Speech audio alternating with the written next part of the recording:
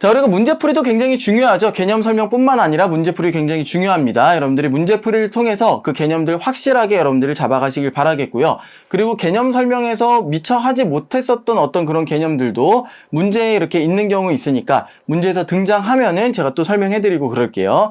자, 우리 연습 문제, 유체의 정의, 단위와 차원 쪽에서의 그 연습 문제 한번 보도록 하겠습니다. 자, 먼저 이제 연속체 가정에 관한 거였습니다. 연속체 가정 뭐라 그랬어요? 1 마이크로미터 세제곱 밑으로는 연속체로 보기가 어렵다. 그런데 우리가 보통 유체역학에서는 이거보다 큰 사이즈를 보기 때문에 그건 우리가 연속체로 가정하자, 그런 개념이었었죠. 그래서 지금 이걸로 가정하기 어려운 경우는, 자, 일단 정답부터 알려드리면은 라입니다. 라인데 고도 1000km 이상의 대기층은 굉장히 희박합니다. 이건 거의 우주 공간이에요. 우주 공간이라서 이게 인공위성이 가다가 뭐 헬륨 몇 개, 수소 몇 개 이렇게 이제 얻어맞는다, 이런 식으로 이제 계산을 하거든요. 고도 1000km 이상의 대기층은 얘네들은 빈 공간이 많고 원자들, 분자들이 가끔 가다가 존재를 합니다. 이런 거는 연속체라고 볼 수가 없겠죠. 얘네들 알갱이 하나하나를 봐줘야 되겠죠. 그렇기 때문에 이거 연속체로 가정하기 어려운 경우는 라이고요. 그 이외에 우리가 그냥 일상에서 접할 수 있는 이륙하는 항공기 주위 기류다 그러면은 연속체, 공기가 연속적으로 있으니까. 그리고 헬리콥터 로터, 그쵸? 헬리콥터 막 돌아가는데 공기가 그 주변에 가득 차 있죠, 그쵸? 공기가 어디 있고 어디 없고 그러면서 그 입자가 부딪히고 이런 거를 계산을 하는 게 아니라 연속체로 보는 겁니다. 축구공 내부의 공기, 축구공이 있어요. 축구공 안에 공기가 이제 공기 주입하잖아요. 그 내부의 공기도 뭐예요? 연속체로 가정을 하는 거죠. 그거의 알갱이 하나하나를 우리가 계산하는 거는 아닙니다. 그래서 우리가 연속체로 볼 수 있는 거 가나다. 웬만한 유체는 연속체로 볼 수가 있는데 이렇게 희박한 기체, 희박 기체 같은 경우는 여기는 연속체로 볼 수가 없다라고 하는 겁니다. 다음은 유체의 정의입니다. 유체의 정의 뭐라 그랬어요? 아무리 작은 전단력이라고 할지라도 그 전단력에 의해서 계속해서 물질이 변형하고 흐르는 어떤 그런 걸 갖다가 뭐라 그랬어요? 유체라고 했었죠. 한마디로 고체가 아닌 거, 그쵸? 자, 유동하는 모든 물질이다. 그런데 유동하는 물질 중에서는 어떤 것도 있냐면 모래 같은 것도 있어요. 모래를 우리가 유체로 보기는 조금 어렵죠, 그쵸? 유체화된 어떤 그런 고체라고 이제 보셔야 되겠죠? 가루의 형태. 물론 이제 그거를 푸는 유체역학도 조금 있긴 있습니다만은 우리가 일단 일반적인 그런 유체역학에서 유동하는 모든 물질이 다 유체냐라고 보기는 조금 어렵다라고 하는 거예요. 그런 고체가 흐르는 그런 거동도 이제 유동한다라고 이제 볼 수도 있기 때문에 일단 유동하는 모든 물질이 유체라고 보기는 조금 어렵다. 그런데 여러분들이 시험 문제 이런 거 딱 나오면 뭐예요? 일단 세모. 약간 그런 것 같기도 하고 아닌 것 같기도 하고, 그렇죠? 그럴 수도 있습니다. 자, 그 다음에 점성이 없고 비압축성인 물질이 다 유체냐? 뭐 이거는 유체의 특성에서 유체에서 점성이 있다 없다, 유체에서 압축성이 있다 없다, 이제 그런 얘기들을 하게 되는데 아무튼 이거는 유체의 특성이라고 보기는 어렵습니다. 유체의 정의라고 보기는 어려워요.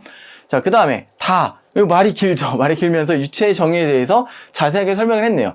자, 극히 작은 전단력 혹은 전단 응력이라고 할지라도 물질 내부에 전단력이 생기면 외부에서 주어지는 걸 전단력 개념이라고 봤을 때 외부에서 아무리 작은 전단력이 생긴다고 할지라도 그 물질 내부에 그 전단력이 전달이 되게 되면은 그게 이제 정지 상태로 있을 수 없는 게 이게 바로 이제 유체의 정의가 되겠습니다. 됐죠? 자, 그 다음에 용기 안에 완전히 가득 찰 때까지 항상 팽창하는 물질은 이건 기체라고 보시면 되겠습니다. 자, 기체만 보시면 되겠고 액체도 있잖아요, 그쵸? 액체는 여기에 해당하진 않죠, 그쵸? 이건 기체에만 해당하는 거고 기체 말고 액체도 있으니까 유체는 액체도 포함하는 그런 개념이기 때문에 이거라고 보기는 조금 어렵습니다. 그래서 이거는 기체에 대한 설명이고 유체에 대한 설명, 그러면은 액체, 기체 합쳐진 그 개념, 이게 바로 이제 유체의 정의가 되겠습니다. 연습 문제들이 비슷한 문제들이 계속 나올 수도 있습니다. 왜 그러냐면 제가 이제 문제들을 고를 때 이거 비슷하니까 안 해, 이게 아니고 비슷하지만 일단 넣어. 그래야지 여러분들이 비슷한 문제들을 계속 이렇게 접하면서 그 개념에 익숙해질 수가 있기 때문이에요. 자, 이거 한번 보겠습니다. 자, 유체에 대해서 가장 잘 설명한 거. 자, 유체에는 전단 응력이 정지 상태에서만 작용하는가? 아닙니다. 고체 같은 경우는 전단 능력이 정지 상태에서 고체는 딱 작용하죠. 그렇지만 유체 같은 경우는 전단 능력이 완전 0은 아닌데 전단력이 이제 외부에서 전단력이 작용하게 되면은 유체가 그 전단력 때문에 흐르게 됩니다. 그럼 그 흐르는 상태에서도 전단력이 막 생기게 되는 거예요. 전단 응력이 이제 생기게 됩니다. 그래서 지금 가 같은 경우는 이거는 어떻게 보면 좀 고체에 관한 설명? 고체도 아니죠. 고체도 꼭 정지 상태에서만 전달 능력이 작용하는 건 아니죠. 이거는 정지 상태에서도 작용하지만 어떤 그 흐르는 상태에서도 작용한다. 이렇게 봐주시면 되겠습니다. 자, 그 다음에 분자 간의 응집력이 고체보다 큰가요? 아니죠. 고체가 응집력이 제일 크죠. 그러니까 이거는 틀린 설명이 되겠고요. 자, 그리고 이제 다가 유체에 대한 그런 설명이죠. 아무리 작은 외부의 전단력이라고 하더라도 계속적으로 저항을 할 수가 없다. 그냥 흐른다, 움직인다 라고 하는 그런 얘기입니다. 이게 바로 유체에 관한 설명이 되겠습니다. 자, 그 다음에 밀폐된 용기 내에서 용기를 가득 채울 때까지 팽창한다. 이거 뭐예요? 역시 기체에 대한 설명이 되겠습니다. 유체라고 하기에는 액체도 좀 얘기가 돼야 되는데 이건 액체에 대한 얘기는 아닙니다. 기체 아니면은 초임계 유체도 슈퍼 크리티컬 플루이드 초임계 유체도 여기에 이제 해당이 되겠습니다. 초임계 유체에 대해서는 나중에 혹시라도 이제 기회가 되면은 여기에 대해서 따로 좀 설명을 드릴게요. 주로 이제 연력학에서 얘기가 나오는 건데 연력학에서 나오는 그 초임계 유체 그겁니다. 기체도 초임계 유체도 이거는 용기를 가득 채울 때까지 이제 팽창을 하는 그런 유체가 되겠습니다. 자, 또다시 연속체 가정 문제이네요. 자, 여기 L을 물체의 특성 길이라고 이제 봤을 때, 그리고 람다는 분자의 평균 이동 거리라고 이제 봤을 때, 연속체로 가정할 수 있는 조건 얘기를 했습니다. 자, 이게 지금 물체의 특성 길이라고 했을 때, 이거를 잡는 거예요. 보통 우리가 이제 부피를 잡았죠. 델타 V 해가지고 이제 얘기를 했는데, 이거의 길이, 이걸 이제 특성 길이로 이제 본 거고요. 그리고 람다, 분자의 평균 이동거리. 분자들이 막 이제 이동을 하는 거예요. 이동을 하는데, 이 특성 길이에 비해서 이게 길면, 어때요? 평균 이동 길이 이게 길면, 아니면은 이렇게 생각해봐요. 얘를 촥 이제 축소를 해서 얘가 크다. 이렇게 한번 설명을 해드릴게요. 자, 연속체로 가정할 수 있는 경우와 연속체로 가정할 수 없는 경우를 이렇게 비교를 좀 해볼게요. 자, 여기 듬성듬성 이렇게 분자가 있으면은 이거는 연속체가 아닌 거고요. 자, 여기에 이제 빽빽하게 들어차 있으면은 이거는 연속체로 이제 보는 거죠. 빽빽하게 들어차 있다라고 하는 거는 얘네들을 굉장히 좀 크게 잡은 거예요. L을 크게 잡은 겁니다. 얘는 L을 작게 잡은 거, 굉장히 조그맣게 잡은 거고, 여기는 L을 엄청나게 이제 크게 잡은 겁니다. 그래서 이렇게 많은 입자들이 이 안에 있는 거예요. 그럼 분자들이 이동하는 이 간격하고 이 L하고 비교해보면 어때요? L이 엄청 큰 거죠. L이 엄청 커야 연속체로 가정할 수가 있다라고 하는 겁니다. 그래서 이거 같은 경우는 람다 평균 운동 거리에 비해서 L이 엄청 커야 연속체로 가정을 할 수가 있다. 가가 정답이 되겠습니다. 자, 다음 문제입니다. 유체라고 할 수 없는 것을 고르시오. 이건 딱 보면 나오시죠? 도토리묵. 이건 찰랑찰랑 이렇게 약간 야들야들 움직이기는 하는데, 그런데 흐르지는 않죠. 그쵸? 도토리묵이 딱 이제 묵 상태로 있으면 두부 뭐 이런 거는, 푸딩 이런 것들이요. 말랑말랑 움직이기는 합니다. 찰랑찰랑 얘네들이 뭔가 이렇게, 좌우로 뭔가 이렇게 야들야들 움직이기는 건 되는데, 이게 흐르진 않죠. 완벽하게 흐르지 않습니다. 그렇기 때문에 도토리묵, 푸딩, 젤리 이런 것들은 좀 유체라고 보기는 어렵고요. 여기 폭포에 튀는 물방울도 이거 유체잖아요. 그렇죠? 그리고 컵에 가만히 담긴 물 이런 것들은 그냥 다 유체라고 봐주시면 되겠습니다. 이거는 유체라고 보기는 어렵네요. 그래서 정답은 도토리묵이 되겠고요. 자, 다음 문제 보시면은 자유표면이 없는 유체는 무엇인지 고르시오 이렇게 나왔습니다. 자유표면은 누구한테 있다 그랬어요? 액체한테 있다 그랬죠? 자, 액체한테 자유표면이 있습니다. 그래서 우리가 컵에다가 뭔가 물을 담게 되면은 이렇게 이제 위에 표면이 생기죠? 이걸 자유표면이라고 하는 거예요.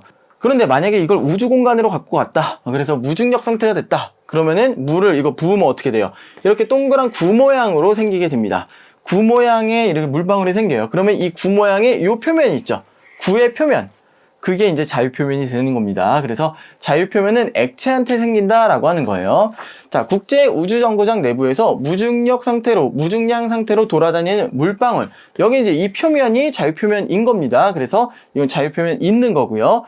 헬륨 풍선 내부에 헬륨 풍선이 있어요. 이 풍선에 기체가 있잖아요. 헬륨 기체. 이거 자유표면이 있느냐라고 봤을 때 이건 자유표면이라고 보시기가 조금 어렵다라고 하는 거예요. 이거는 그냥 고체의 경계. 이 기체하고 고체하고 그 경계가 이제 표면이 되는 거기 때문에 이건 자유표면이라고 얘기할 수가 없습니다. 자, 그 다음에 녹아서 흘러내리는 촛농. 이거는 여러분 초는 고체잖아요. 근데 녹아서 흘러내리고 있어요. 얘는 액체죠. 흘러내리고 있는 상태는 지금 액체 상태에서 흘러내리고 있는 거죠. 녹아서 흘러내리고 있기 때문에 얘는 액체고 자유표면 있는 거죠. 자, 하늘에서 떨어지고 있는 물방울. 물방울이 하늘에서 떨어져요. 그럼 얘하고 비슷하게 이렇게 물방울 주변에 구 모양으로 표면이 딱 형성이 될 겁니다. 그 주변에 공기하고 물방울하고 경계를 구분짓는 그게 이제 표면이 딱 생길 겁니다. 그거 이제 자유표면이라고 하는 겁니다. 그래서 여기에서 자유표면이 없는 유체는 이 헬륨가스, 이거는 자유표면이 없다라고 봐주시면 되겠습니다. 자, 다음 문제입니다. 기본 단위 문제네요. 국제적으로 약속된 SI 기본 단위가 아닌 것. 기본 단위 7개라 그랬습니다. 하나씩 좀 말씀을 해볼까요? 자, 하나씩. 질량 킬로그램, 그리고 길이 미터, 시간 세컨드, 그쵸? 그리고 전류 암페아, 물질의 양 몰, 그리고 온도 켈빈, 그리고 하나 더 광도의 단위 칸델라까지 이렇게 7개라고 했습니다. 자, 그러면은 이거의 아닌 것, 이것과 아닌 것은 뭐예요? 여기 보시면 각도의 단위 라디안이라고 나왔는데 이거는 그냥 수학적인 어떤 그런 정의가 바로 이제 되는 거고, 이건 국제적으로 약속한 SI 기본 단위가 아닙니다. 그렇다고 중요하지 않다는 건 아니죠. 굉장히 중요합니다만 이거는 SI 유닛에서 정한 그 7가지의 기본 단위는 아니다라고 하는 겁니다.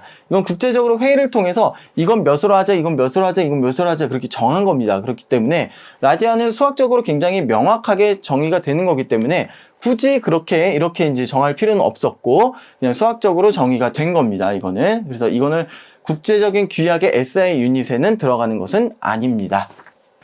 자, 다음 문제도 아닌 거 골라봐라 그랬습니다. 지금 보시면은 켈빈, 미터, 몰 다 SI 유닛에 들어가는 거죠. 여기 썼다가 지웠었는데 지금 볼트 같은 경우는 1볼트라고 하는 것은 어떻게 이제 단위를 하는 거예요? 1암페어라고 하는 전류의 기본 단위가 있죠. 그래서 1볼트 곱하기 1암페어를 1와트라고 하는 거. 와트는 뭐예요? 1와트는 줄 퍼 세크고요. 줄이라고 하는 건 뭐예요? 뉴턴 곱하기 미터입니다. 자, 그래서 이렇게 되는데 뉴턴은 또 뭐예요? 킬로그램 미터 퍼 세크의 제곱이 뉴턴이잖아요. 그래서 미터 하나 곱했으니까 이렇게, 세크 하나 있으니까 3 이렇게 써주는 게 바로 이제 와트인데 이렇게 이제 만들어주는 그 전압을 갖다가 1볼트라고 정의를 하시면 되겠습니다.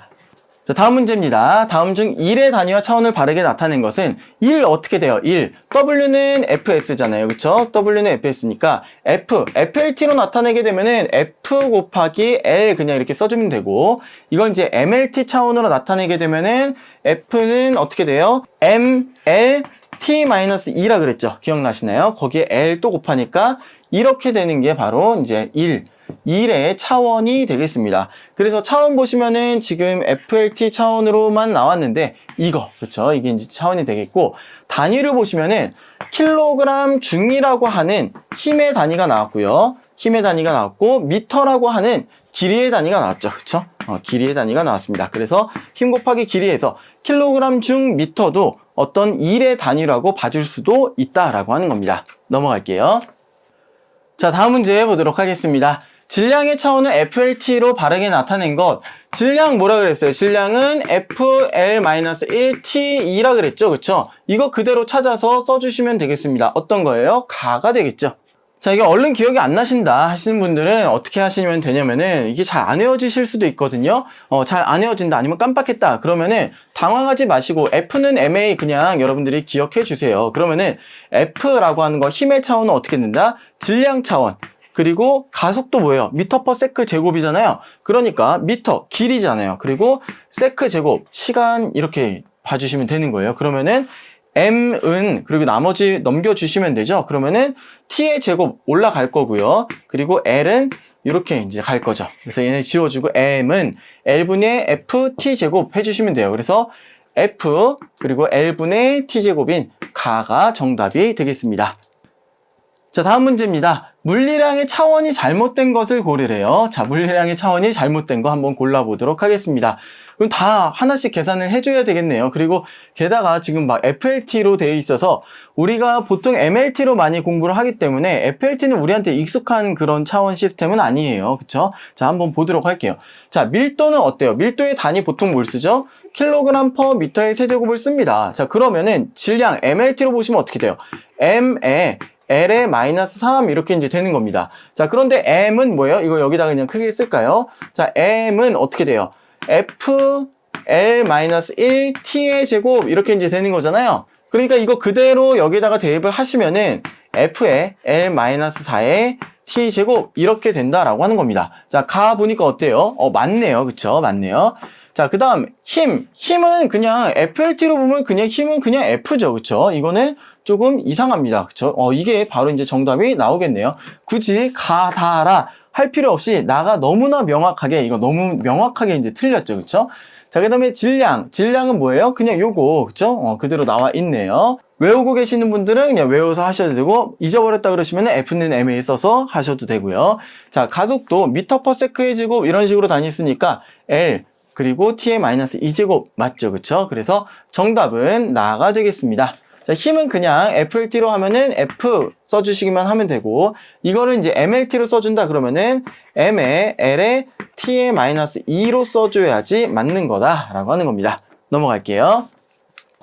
자, 다음 문제입니다. 이건 이제 에너지의 단위인 에르그 때문에 여기다 이제 한번 넣어 봤는데요.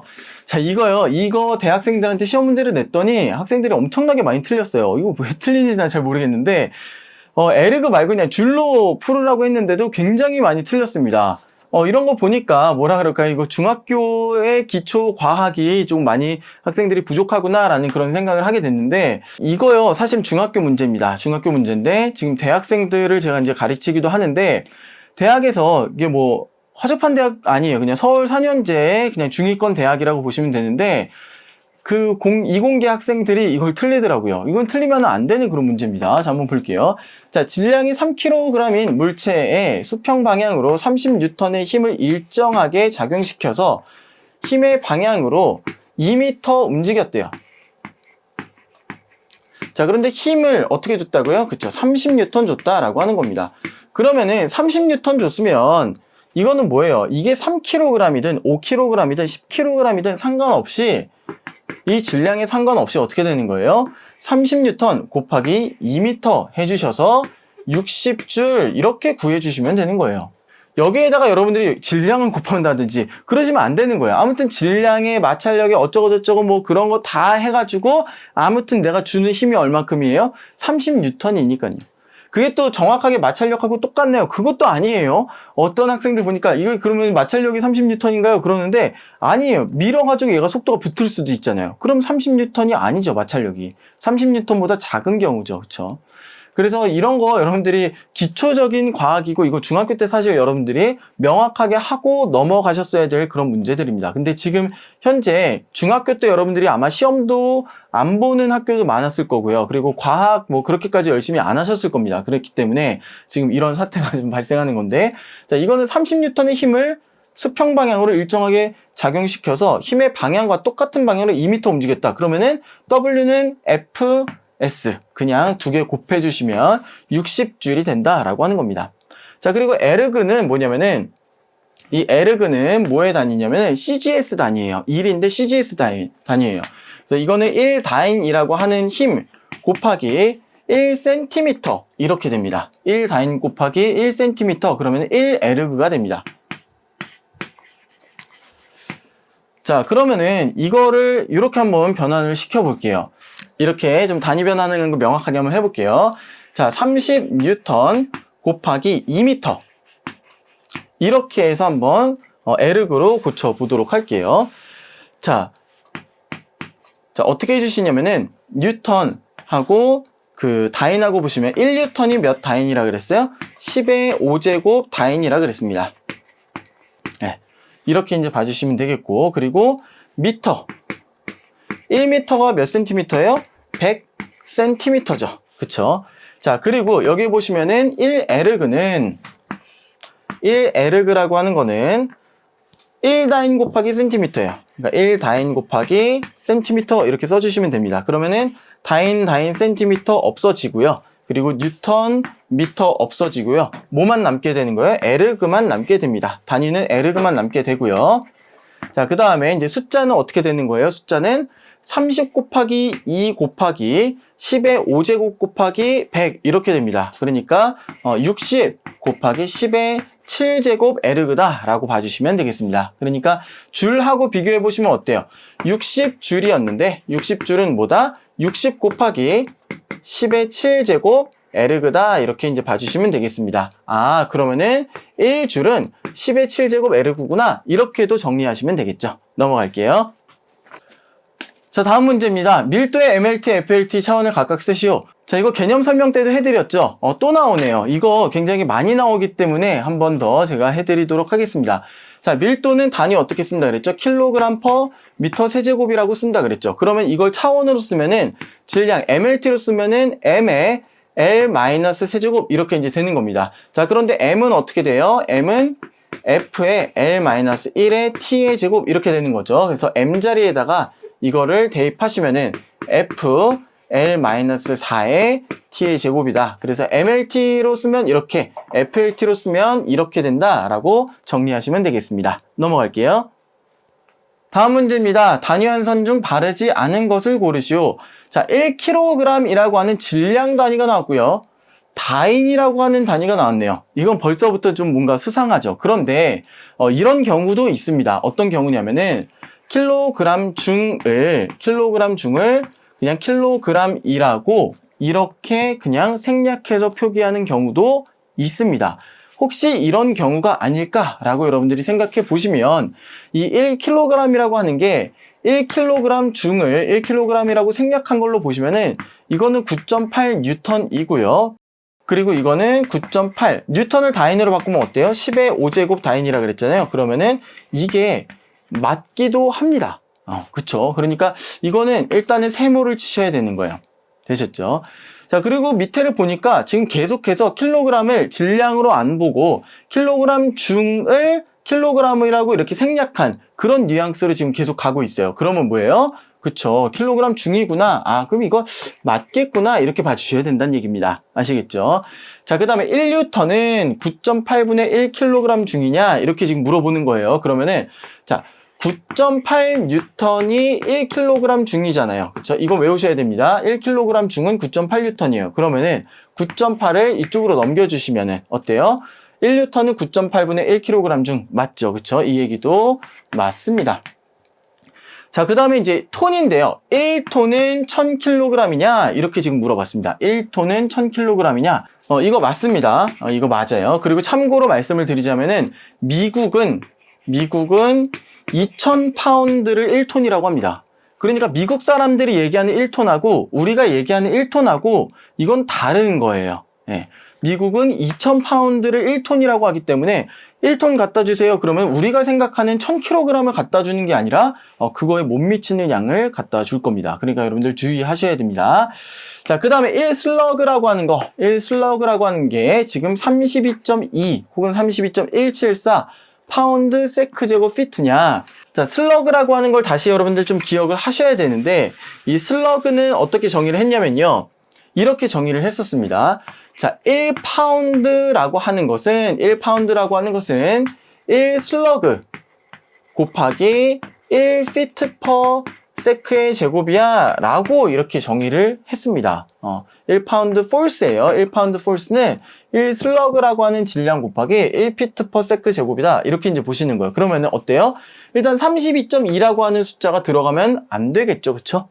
그래서 지금 슬러그 여기에다 좀 뭔가 올바르게 고쳐주려면은요. 32.2를 그냥 이거를 1로만 바꿔주시면 되겠습니다. 되셨죠? 그래서 슬러그는 이런 거다. 넘어갈게요.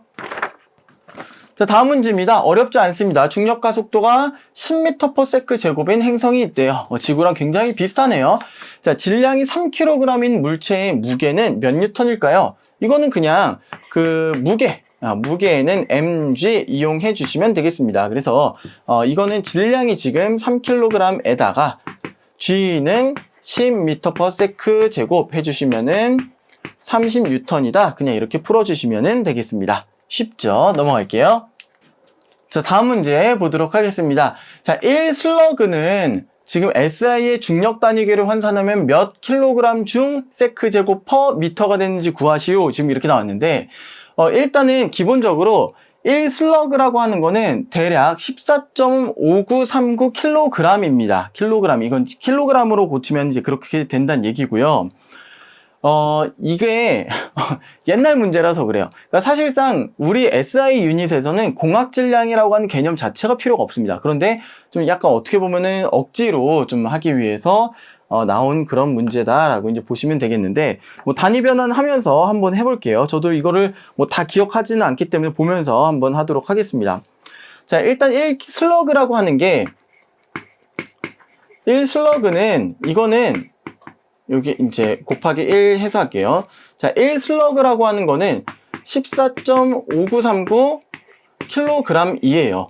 우리 이제 그 질량 킬로그램으로 환산을 하면 14.5939kg입니다. 그래서 이렇게 이제 약분이 될 수가 있고요. 그 다음에 이걸로 바꾸라잖아요. 그쵸? 이걸로 이제 바꿔보도록 하겠습니다. 자, 어떻게 이제 바꿔주시느냐. 이렇게 하는 거죠.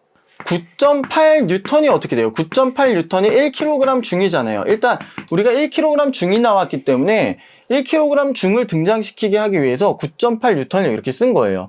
자, 그 다음에 옆에다 하면 좀 모자랄 것 같으니 여기다 쓸게요. 자, 그 다음에 뉴턴이라고 하는 게 1뉴턴이 어떻게 되는 거예요? 1뉴턴이 1kg, 1은 생략할게요. 킬로그램 미터 퍼 세크 제곱이 되는 거죠. 그쵸? 그러면은 이거하고 비교를 해보시면은 지금 뉴턴은 이렇게 해서 이제 없어질 거고요. 세크 제곱 나오고요. 미터 나옵니다. 그리고 킬로그램이 지금 이렇게 해서 없어지겠네요. 그러면은 어때요? 단위만 보시면은 다 없어지고 뭐만 남아요? 킬로그램 중하고, 그리고 이거 없어졌고, 미터 세크 제곱 남는데, 세크 제곱이 위로 올라가죠. 그쵸? 그리고 퍼 미터 이렇게 될 겁니다. 자, 그 다음에 숫자는 뭐만 남아요? 14.5939 나누기 9.8 해주시면은 이 중에서 고르게 되면 뭐 하나밖에 없죠. 이거에 대략 10분의 1 정도 하니까 아마 이렇게 밖에 없을 겁니다. 그래서 한번 계산해 보시면은 1.488이 나오게 될 겁니다. 자, 화성 탐사선 큐리오시티가 있는데 그게 이제 화성의 어느 지점에 딱 착륙을 하는데 거기에서 중력 가속도가 3.721m/s의 제곱이래요. 그러면은 이 탐사선의 질량이 899kg이라고 하는데 이곳에서 탐사선이 받는 그 무게는 몇 뉴턴인지 한번 보도록 하겠습니다. 자, 이거의 무게 어떻게 하면 돼요? 자, mg 하면 돼요. mg 하면은 이거의 무게, 웨이트가 이제 나오게 되는데 질량은 몇이에요? 899kg이고요. 그리고 중력 가속도가 우리 지구에서 9.8 하고는 다르다는 거예요. 3.721 미터 퍼 세크의 제곱 이렇게 된다는 거예요. 그리고 단위는 어떻게 되는 거예요? 1뉴턴은 1kg 미터 퍼 세크의 제곱이기 때문에 이거는 이렇게 없어지고 뉴턴이 나온다라고 하는 거죠. 그럼 899 곱하기 3.721 해보세요. 이 중에서 몇인지. 자, 일단 899는 아닐 거고요. 그쵸? 899는 일단은 무조건 아니겠죠. 그쵸? 그리고 3.721을 여러분 계산기로 하시면은 뭐 금방 나오시긴 하겠지만 대략적으로도 한번 보세요. 자, 8810까지 나올 거냐? 그쵸? 이거는 여기에다가 9.8을 했나 봐요. 그쵸? 이거는 아닐 겁니다. 그쵸? 아마도 거의 이제 900 가까이 되죠? 900 곱하기 3.72 정도 하면은 이게 나오지 않을까 싶습니다. 계산기로 굳이 해보지 않아도 대략적으로 나올 수 있는 건 얘밖에 없잖아요. 그쵸? 이런 식으로 해서 여러분들 시간을 단축하는 것도 매우 중요합니다. 그래서 계산할 필요도 없이 이건 뻔하게 가나다는 아닐 거고 라구나 라고 하는 거 아실 수가 있겠습니다. 그리고 실제로 계산을 해보셔도 저 값이 나오게 되겠습니다. 자, 다음 문제입니다. 10kg 질량의 물체를 중력 가속도 8.0m/s 제곱인 곳에서 용수철 저울로 달았습니다. 용수철 저울이라고 하는 것의 방식이 어떤 그 무게를 딱 어떤 질량에 대한 그 무게 있죠. 그쵸? 무게를 갖다가 재는 그런 저울이 되겠습니다. 근데 좀 다른 방식의 저울, 예를 들면 양팔 저울이라든지 양팔 저울 그냥 간단하게 이렇게 이제 그릴게요. 양팔 저울이라든지 뭐 천칭 저울이라든지 아무튼 뭐하고 비교를 해가지고 무게를 다는 이런 게 좀 있습니다. 자, 이런 거 같은 경우 좀 달라지는데 뭐냐면은 이거는 기준이 되는 10kg짜리 어떤 추를 놓고 여기에다가 이제 어떤 물체를 갖다가 딱 달았더니 얘랑 균형을 이뤘어. 얘가 10kg이니까 얘도 10kg이야. 이런 식으로 다는 거예요. 이런 식으로 다는 거예요. 그렇기 때문에 얘는 10kg짜리 이 추만 똑같이 들고 가면은 10kg을 정확하게 계속 이제 물체를 잴 수가 있습니다. 자, 그런데 무게가 변하지가 않는데, 자, 용수철 저울 같은 경우는 이 늘어난 길이를 재기 때문에 중력 가속도가 큰 곳하고 중력 가속도가 작은 곳하고 이 늘어난 길이가 달라요. 그러니까 중력 가속도가 큰 곳으로 가면은 똑같은 질량을 달아도 많이 늘어나요.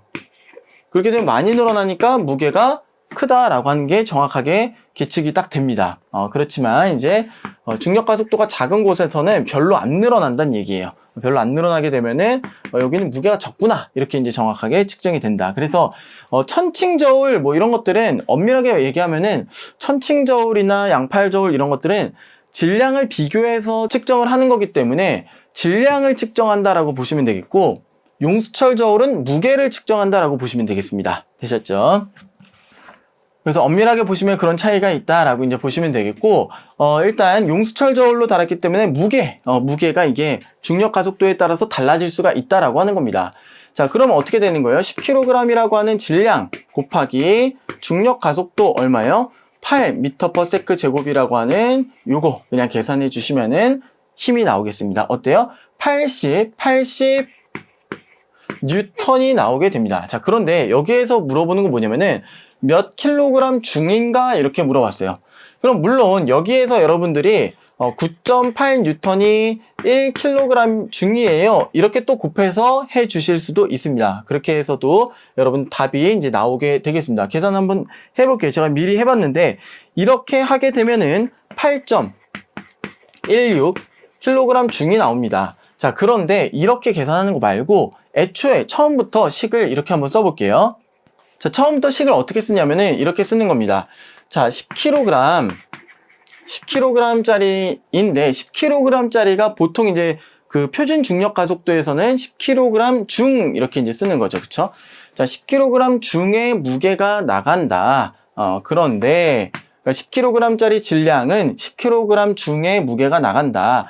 그런데 그거는 9.8m/s 제곱일 때고 9.8m/s 제곱인 곳에서는 10kg 중이 나가고 여기는 어디래요? 8.0m/s 제곱의 중력 가속도를 갖는다. 이렇게 계산해 주셔도 되겠습니다. 그러면은 10 곱하기 9.8분의 8 이렇게 여러분들이 해주시면 되겠습니다. 그래도 똑같이 8.16이 나오게 되겠습니다. 자, 다음 문제 보도록 하겠습니다. 중력 가속도가 9.764m/s 제곱인 페루의 고산지대에서 중력 가속도 9.8보다 조금 작네요. 그렇죠? 옥수수 가루를 구매를 했습니다. 그런데 용수철 저울을 이용해서 20kg 중의 무게만큼 구매를 했대요. 그러면은 구매한 옥수수 가루의 질량은 몇 kg인지 구하시오. 그리고 이제 이 용수철 저울 제작에 적용된 표준 중력 가속도는 9.80665m/s 제곱이다 라고 지금 되어 있습니다. 자, 이 개념 한번 조금 볼게요. 자, 용수철 저울이 이렇게 있어요. 용수철 저울이 있어가지고 이제 용수철이 아마 뭔가에 이렇게 담겨져가지고 눈금 있는데 담겨져가지고 이 눈금이 이제 표시가 될 겁니다. 그래서 늘어난 길이를 측정을 할 텐데 이게 한마디로 지금 9.8까지만 쓸게요. 9.8 뉴턴 정도 당기면 이 눈금이 쭉 내려와가지고 9.8만큼 당기면은 1kg이에요. 이렇게 지금 표기가 된다는 얘기입니다. 네. 그런데 지금 여기에서는 어때요? 9.764만큼이에요. 그런데 지금 그냥 보통 지표면이다 그러면은 1kg 질량을 달면 1kg 중만큼의 무게가 나가니까 9.8N 무게가 나가니까 여기만큼 이렇게 늘어날 거예요. 그런데 저기서는 어떠냐면은 1kg을 달더라도 9.8N만큼 안 늘어난다는 얘기예요. 9.764N만큼만 늘어난다는 거예요. 그러니까 1kg 질량을 딱 달면은 1kg 중 9.8까지 딱 내려오는 게 아니라 9.764까지밖에 안 내려온다는 거예요. 그럼 똑같이 1kg 중까지 내려오려면 어때요? 1kg보다 더 넣어야 돼요. 네, 1kg보다 더 넣어야지 이게 1kg으로 맞춰질 거예요. 그럼 20kg은 어때요? 20kg 하면은 쭉 늘어나가지고 20kg 중에 해당하는 것까지 나오려면 20kg 질량보다 더 넣어야 된다는 얘기입니다. 이런 차이 때문에. 그럼 얼마큼 더 넣어야 되는지 한번 구해보도록 하겠습니다. 그러니까 이런 거 보면 어때요? 용수철 저울보다는 양팔 저울, 그쵸? 똑같이 질량 기준으로 하는 게 조금 더 이제 타당한 방법이 되겠죠. 자, 아무튼 여기서 용수철 저울 썼으니까 한번 해볼게요. 자, 질량 어떻게 되냐? 이렇게 이제 봐주시면 되는 거예요. 자, 20kg 중을 했는데 20kg 중이 지금 이 용수철 저울에서는 얼마큼에 해당하는 거냐면은 20kg 이라고 하는 질량 곱하기 9.80665 m/s의 제곱을 의미를 하는 겁니다. 이걸 의미를 하는 거예요. 자, 그러면은 이게 이제 몇 뉴턴이다 나오겠죠. 뉴턴으로 변환을 하시는 게 사실 조금 손쉬운 방법이기는 합니다만, 여기에서는 어차피 다시 또 변환을 해야 되기 때문에 한번 볼게요.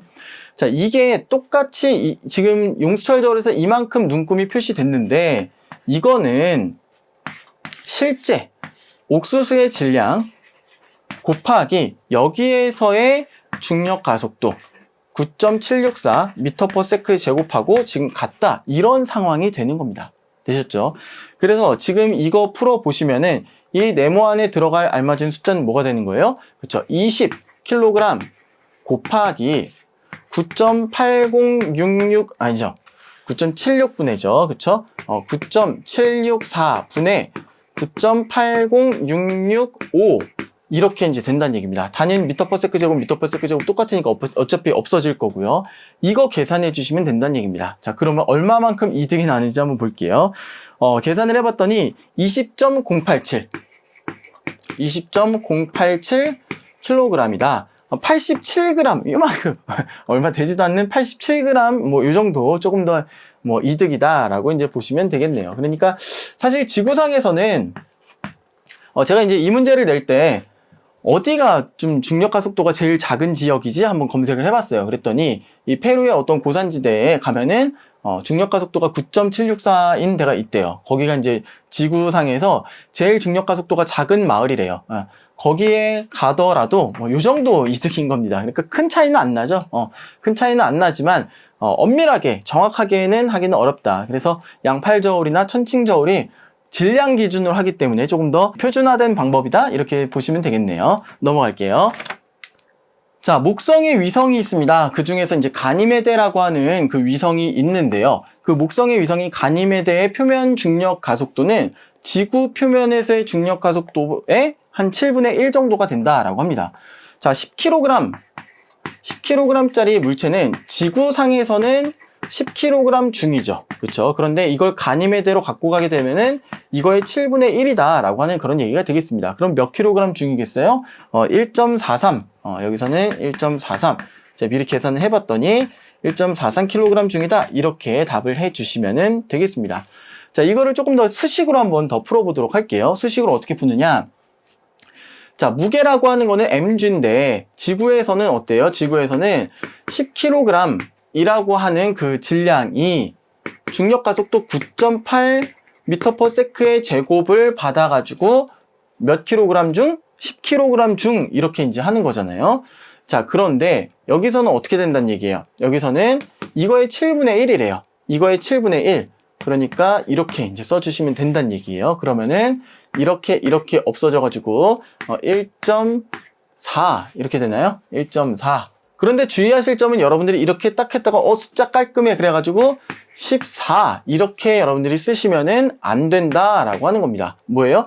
이거 14는 여러분 14kg m/s 제곱이니까 14N이에요. 14N. 그러니까 14N을 다시 킬로그램 중으로 환산하기 위해서는 9.8N이 1kg 중이다 라고 하는 것까지 써주셔야 됩니다. 그래서 이렇게 없어지고 나눠주시면 1.43kg 중이다, 이렇게 답해 주셔야 되는 겁니다. 되셨나요? 넘어갈게요. 제가 이제 학생들 가르치다 보면은 뭐 무게, 질량, 중력 가속도 이런 거에 대한 개념이 잘 안 잡혀 있는 학생들이 굉장히 많아요. 그런 분들은 이 문제를 통해서 확실하게 개념 잡으시길 바라겠습니다. 자, 문제 읽어볼게요. 지구에서 15kg 중의 물체, 이거는 무게예요, 질량이에요? 이거는 무게가 무게가 15kg 중입니다. 아시겠죠? 자, 이거를 물체를 달 표면으로 가져갔대요. 근데 달에서는 표면에서 중력 가속도가 1.623m/s 제곱이다 라고 합니다. 그랬을 때 한번 다음을 답하면서 개념 확실하게 정해놓고 한번 갈게요. 자, 지구에서는 질량이 어떻게 되느냐? 무게는 15kg 중이라고 했어요. 그러면은 질량은 그냥 똑같은 숫자를 써서 15kg이다 이렇게 봐주시는 겁니다.